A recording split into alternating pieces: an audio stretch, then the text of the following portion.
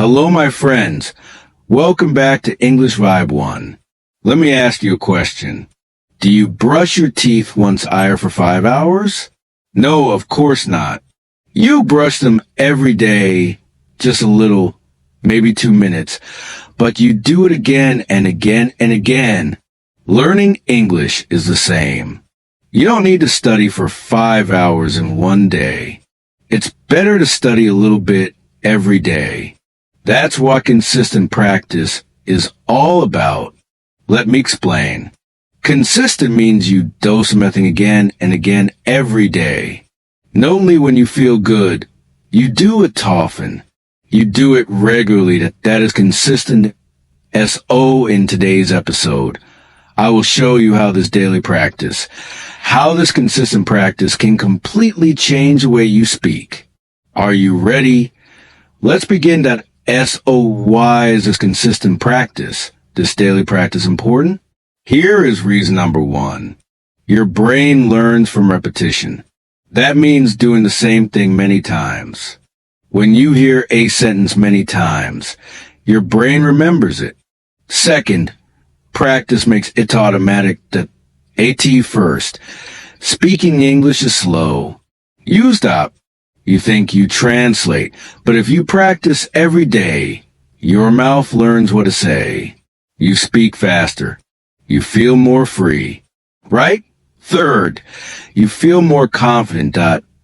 IT means you believe in yourself. You're not afraid. You can try. When you practice English every day, your confidence grows step by step. So, let's remember a little every day is better than a lot once a month. Okay? This is the power of consistent practice, and this is how you start to transform your English. To change your English. Okay, not in one big day, but in small steps every single day. Okay, so as I have said in previous episodes, even 10 to 15 minutes a day can help you grow. But you may ask, okay, Tom, what should Edo in those 15 minutes? Let me give you 5 simple things. You can choose one or you can do more if you want. First, listen to English. That's really important. You can listen to one short podcast or audio. Choose something for English learners. IT can be a story, a short talk, or a daily conversation. You don't need to understand everything. Just listen and try to catch some words. You can listen while walking, cleaning, or making tea. Here's the second thing you can do. Shadow a short sentence. Shadowing means you listen to one sentence and say it at the same time. Like an echo, like Ashadao. Okay? You copy the speaker. We have several episodes in this channel for shadowing practice. This helps you with speaking, pronunciation, and rhythm. You learn how native speakers talk. Start with short sentences. For example, I'm going to the shop. Now say it with me. I'm going to shop. Okay, great. So, you say it with the speaker again and again, and soon it will feel easy to say. Okay, here's the third thing you can do. Read a short story or news article. Choose something simple. It can be one short story or one short news piece. Read slowly, okay? If you see a new word, try to guess the meaning. If it's difficult, look it up in a dictionary, okay? But don't stop too much. Try to enjoy the reading.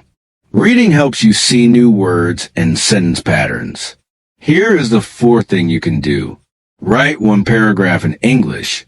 You don't need to write a lot. Just 3 to 5 sentences is enough. Write about your day. What did I do today? Or write your plans. What will I do tomorrow? This helps you practice grammar and vocabulary, and it helps you express your thoughts in English. For example, today I went to the park. I saw my friend. We had coffee. It was sunny. All right. Here is the final thing you can do in 10 to 15 minutes. Talk to yourself out loud. Yeah, talk to yourself in English. You can do this at home. No one needs to hear you. Just speak out loud about what you're doing. For example, I'm making breakfast. In putting on my shoes, I'm going to work. This helps you think in English. Okay? It helps you feel more comfortable speaking. Okay? So, you practice English today. You listen to Apicast. You read a short story. You write 5 sentences. And then what happens? Do you suddenly speak English like a native speaker? No. But something small does happen. Let's break it down. After one day of practice, you feel happy. You feel like, yeah, I did something today. Maybe you learn one new word. Maybe you understand one short sentence better.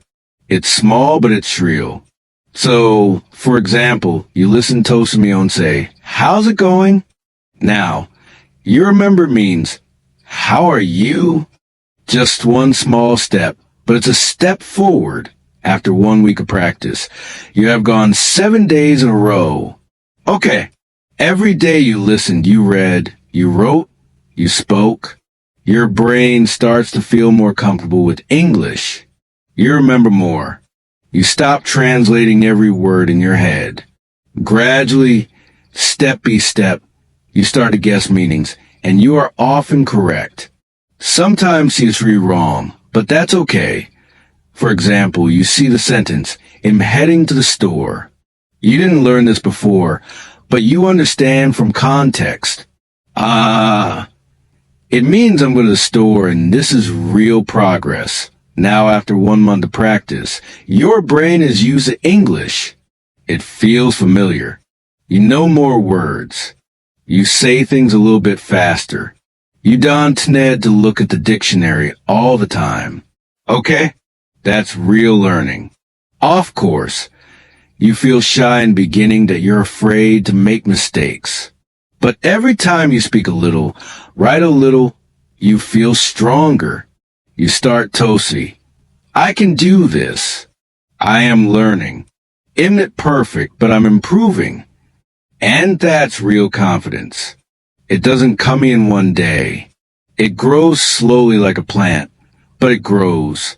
So, let me help you with some simple tips. These ideas can help you stay on track. They will make daily practice easy. First, use a calendar or checklist. Make a simple chart or table. Write the days. Monday, Tuesday, Wednesday. Then write what you did. I listened to Apicast. I read a story. I shadowed a sentence. When you see your progress, you feel proud and you want to keep going. Second, set a timer for 10 or 15 minutes. Sometimes we think, I have no time today. Yeah, that's right. But you do have 10 minutes, don't you? Set a timer on your phone. Tell yourself, I will practice for just 10 minutes. That's all. When the timer ends, you can stop. Or maybe you feel good and want to do more. Third, pick the same time every day. Try to make English part of your daily routine. Choose a time that works for you. Some people practice in the morning. Some people practice at night. Some do it on the train or while walking. If you do it the same time each day, it becomes like a habit, like brushing your teeth. And here's the final point, which is really important. Make practice easy and fun. Okay? Choose things you like. Don't force yourself toward boring things. If you enjoy cooking, read a recipe in English. If you like travel, watch a short travel video. If you love music, try singing a song in English. Also, keep your tools ready. Save a podcast, open a short story, and keep your notebook nearby. When everything is easy to find, it's easier to start. Okay, my friend, consistency is like planting a tree. You water it each day. You don't see big changes at first, but one day you look up and it's grown. You've got this. Just keep going. Keep practicing and keep believing in yourself. I'm Noyan and TSIS English Vibe 1. Bye for now.